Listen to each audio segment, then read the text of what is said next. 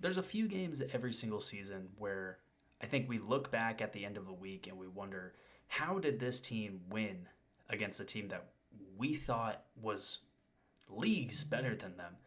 And in week 3, we got the pretty much upset of the year so far through 3 weeks with the Green Bay Packers losing on the road to Cleveland. Now, in the grand scheme of things, this loss could mean almost nothing for Green Bay, right? This was a non conference, non divisional game after 2 weeks where they had played really well against Detroit and Washington to start off 2-0. Their offense was humming, their defense was playing really well, and they just were looking like possibly one of the best teams in the NFL, if not the best team in the NFL.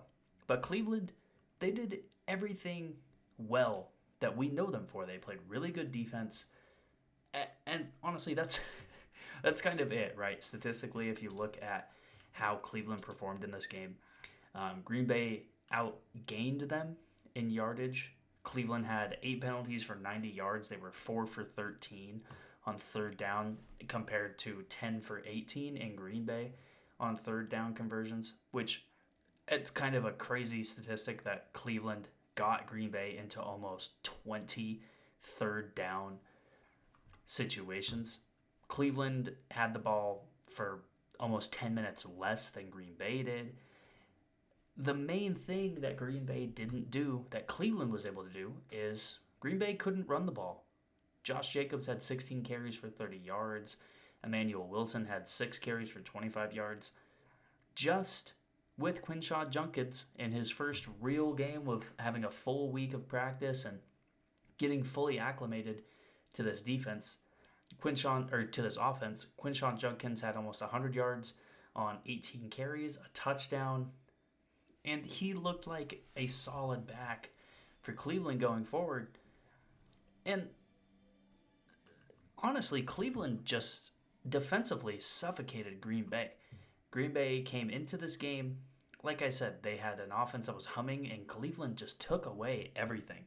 They took away the run, took away the pass, and they got after Jordan Love play after play. You'll see this is the first clip I put for the Browns defense, and this is a play I had to slow down to 1/4 the speed just to see everything that Myles Garrett does on this play. You see he sidesteps Tucker Kraft, who's coming over on a block, and then he gets in on the tackle on Josh Jacobs on a play where he wasn't intended to be blocked, apparently.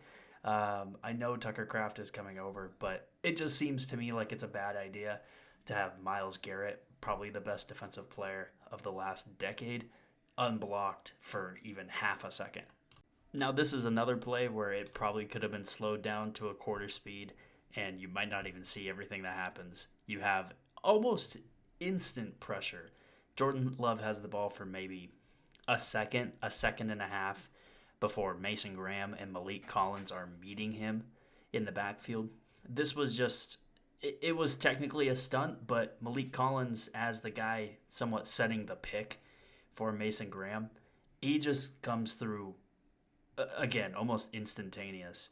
And this was actually on the second play of the game. So this was a great way for Cleveland to kind of set the tone and show them what they were going to be doing all game. This is another play that really highlights Myles Garrett. You can see him on the right edge, and it's, again, another play that happens very quickly. He gets through this double team from Tucker Kraft and the tackle there on the edge and completely wipes out any chance that Josh Jacobs has at getting around the edge and making a play on the ground.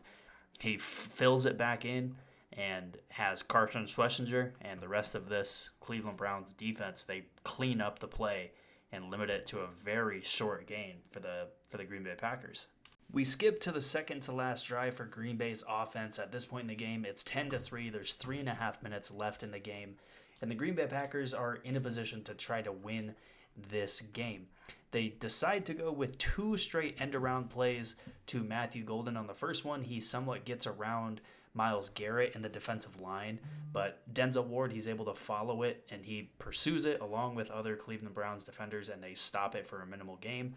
The second play of the drive, the exact same thing happens, except Matthew Golden this time goes to the right. The play gets broken up and a bit blown up by the right end this time, And Jerome Baker and Greg Newsome are able to make a play to limit this again to a minimal gain.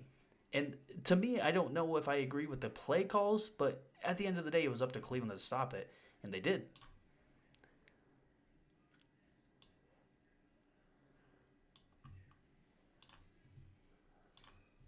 Oh, fuck.